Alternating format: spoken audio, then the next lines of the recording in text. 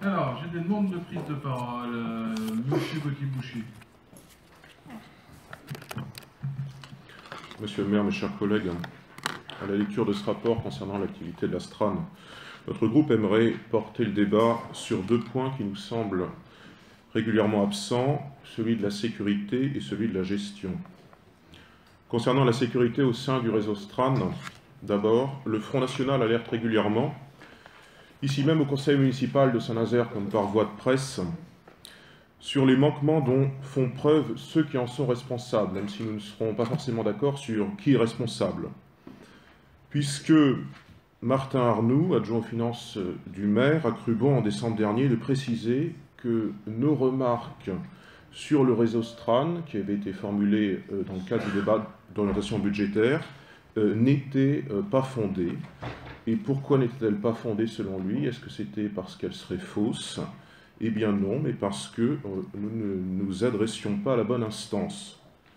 Alors M. Arnoux a rappelé que la STRAN est de compétence intercommunale, ce que nous ne contestons pas, même si nous le regrettons et que nous le changerons, et qu'à ce titre, la ville de Saint-Nazaire n'était pas concernée.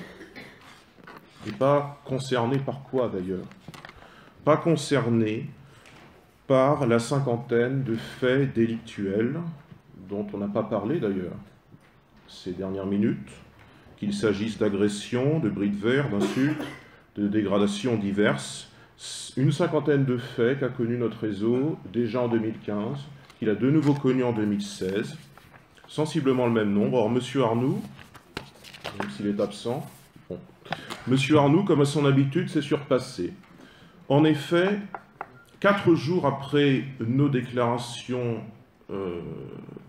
ces déclarations relativisant nos déclarations sur la STRAN en décembre, 4 jours plus tard, on tirait sur l'un des bus du réseau, avec comme bilan des blessures légères et 15 vitres brisées.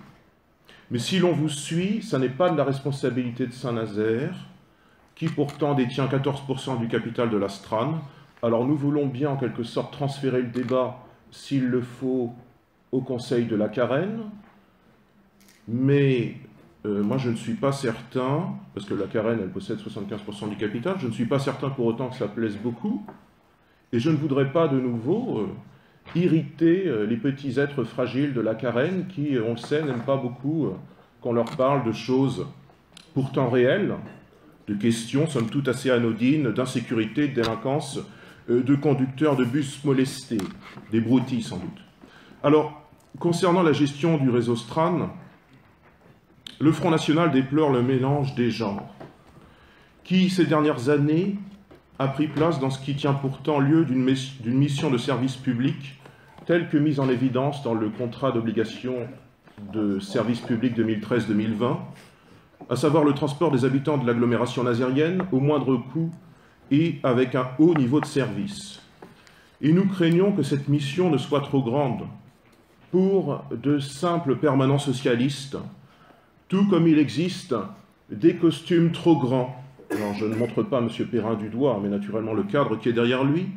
Il existe des costumes trop grands pour ceux qui les portent et incarnent des fonctions que, manifestement, ils aiment rapetisser. Nous ne comprenons toujours pas ce qui motive que l'adjoint à la culture du maire, Jean-Jacques Lumeau, qui par ailleurs est un peu le théoricien de la gratuité des bus pour les demandeurs d'asile, même si c'est un autre sujet, mais le FN avait voté contre en septembre, eh bien pourquoi Jean-Jacques Lumeau, adjoint à la culture, pourquoi a-t-il en charge les transports publics de notre agglomération qui devraient manifestement être de la prérogative d'un adjoint au transport? Mais j'y compte bien, j'y compte bien. Vous pouvez l'expliquer dans les minutes qui viennent, ce serait plus rapide. Monsieur Gauthier-Boucher, terminez. Nous ne le comprenons pas, et en même temps nous le comprenons trop bien. Et oui.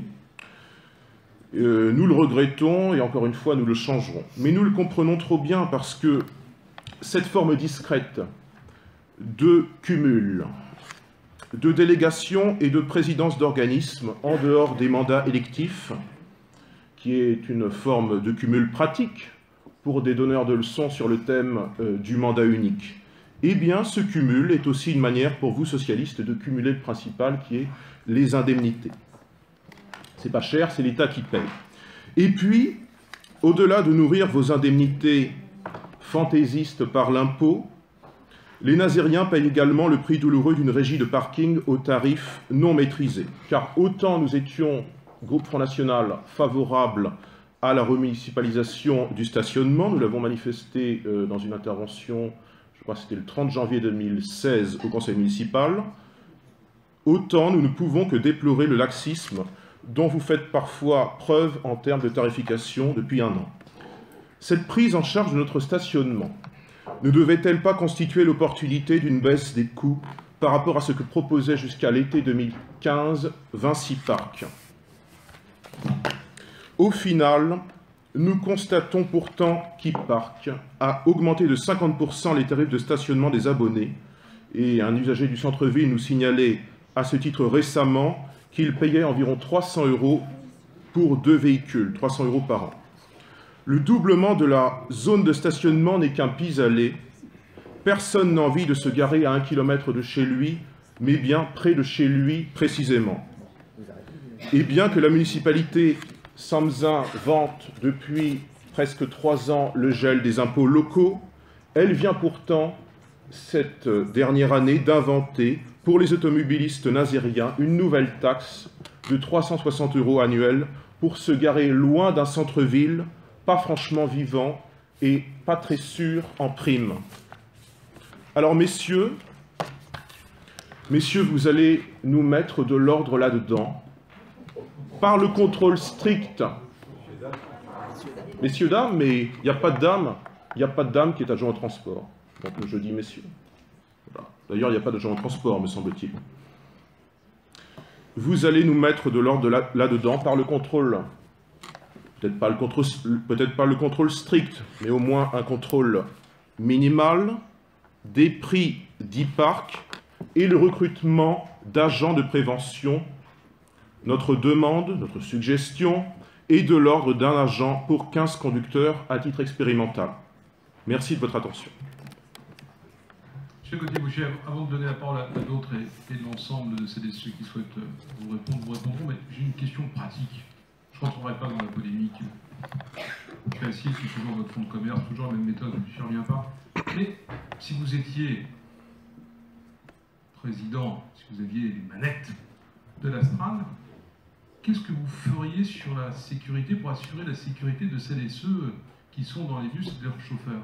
Le premier point que vous avez décliné sur la sécurité, c'est quoi vos propositions sur ce sujet, M. Gauthier-Boucher, s'il vous plaît?